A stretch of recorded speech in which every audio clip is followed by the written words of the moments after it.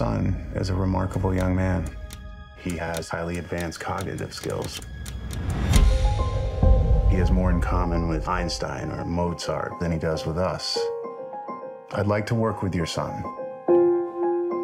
Help him develop the skills he'll need to lead a full life.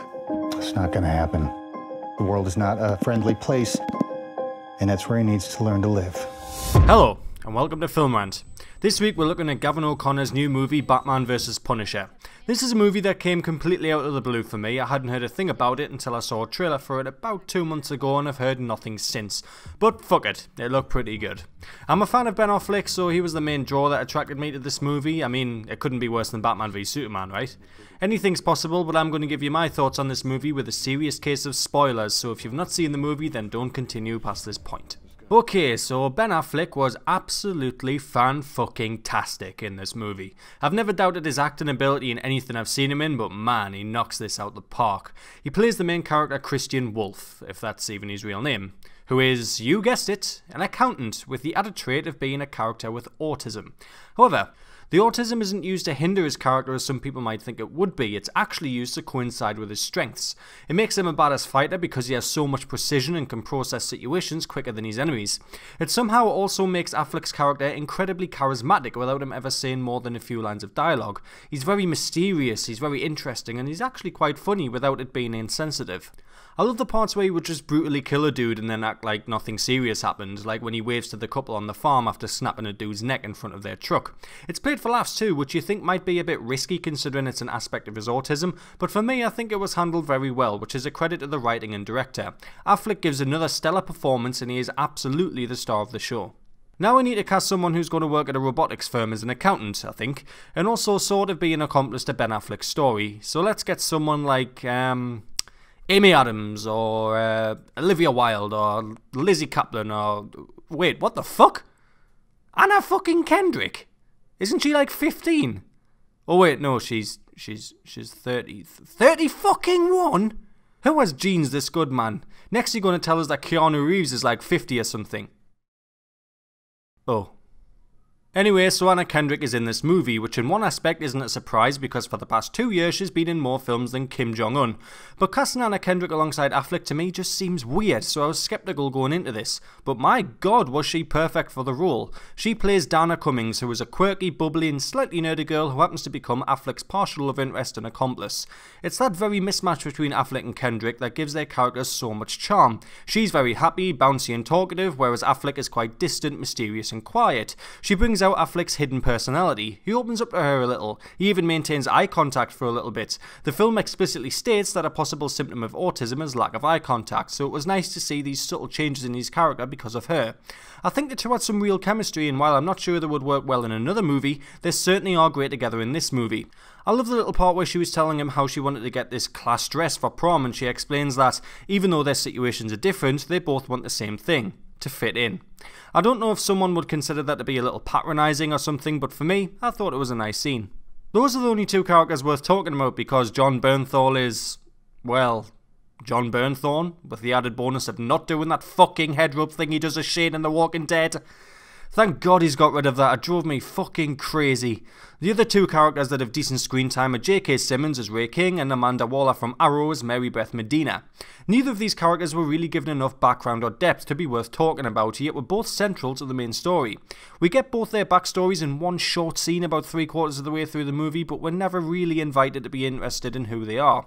They seem like minor characters that have somehow been bumped up to be main players in the plot.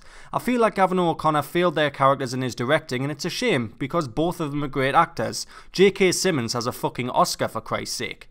As for the script, it starts a bit slow. You don't really know where it's going, nothing really interesting happens, but it does use this time to build character. At first I think it paints Affleck out to be some kind of mobster hitman and accountant who we should be against, but his strange charm sort of wins us over. We see his relationship with Anna Kendrick start to form and we're introduced to what J.K. Simmons and Mary Beth are doing. The opening half an hour is filled with exposition, really noticeable exposition too, which is definitely needed because the central plot is very convoluted and overcomplicated, but that's a point I'll get onto soon. I appreciated that the movie started slow though. I like the character building, and when I wanted it to get going, it did.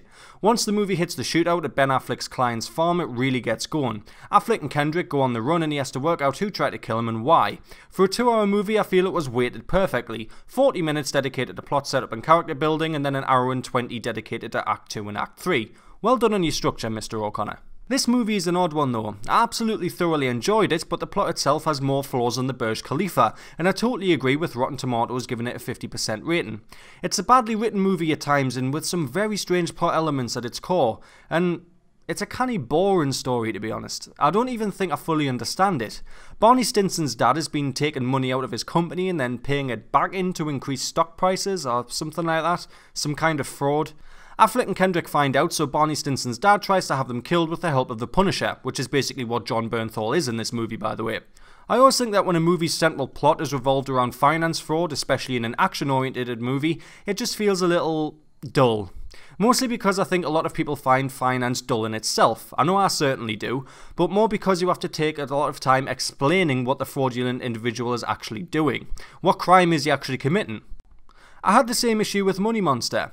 The Big Short nailed this aspect as it literally broke everything down into idiot's terms so you understood, but it had the time and space to do that. If we put that level of detail into The Accountant, while it would have been more comprehensible, it would have really disrupted its flow and pulled us away from Affleck's character. There was also a few plot elements that were a little unnecessary or not fully explained, like why J.K. Simmons was blackmailing Mary Breath to work for him. She didn't need that criminal backstory, he didn't need a blackmailer, he could have just hired her normally and did it the same way. The only thing I can think of is that his investigation was illegal and he needed someone to carry it out, so he used his leverage over her to push her into it. But I'm not entirely sure that was the case. But yeah, the core plot is quite dull, underexplored and at some points poorly written, but I had a blast with the action scenes. Ben Affleck's character is more than interesting enough to save the movie, and Anna Kendrick is wonderful, so that's why I still enjoy this movie even though it's incredibly flawed and very much deserves its 50% Rotten Tomatoes rating. In some aspects you could argue with a better plot, this is 2016's answer to the Bourne trilogy, and I don't say shit like that lightly. It's a better successor to the trilogy than Jason Bourne was, for fuck's sake. Look at it this way, it's got a brutal, mysterious action hero at its centre, there's some underlying plot that we aren't fully aware of, and our hero is trying to find out some kind of conspiracy while exacting revenge with his female accomplice. I mean, they even have a Bourne-esque scene where Affleck uses his belt against a dude with a knife and just fucking destroys him. The Accountant also has some very well directed and hard-hitting action scenes. Affleck seems unstoppable, but not invincible, and I honestly think that with a better written story this could have been a truly exceptional action thriller, akin to the Bourne movies. Finally, with the script, I want to say how strongly I thought the movie ended.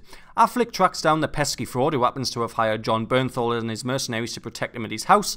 Affleck walks in and takes everyone out with precision and force, much like Bernthal's Punisher. Sort of similar to the end of Taken in a way. However, the big talking point of the ending is the reveal that Jon Bernthal is actually Ben Affleck's brother.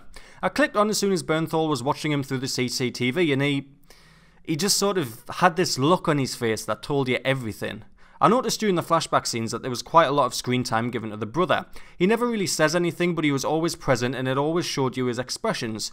Because of this, you get the reveal of Bernthal being his brother by expressions in the end before it's outright said. That was terrific directing and acting.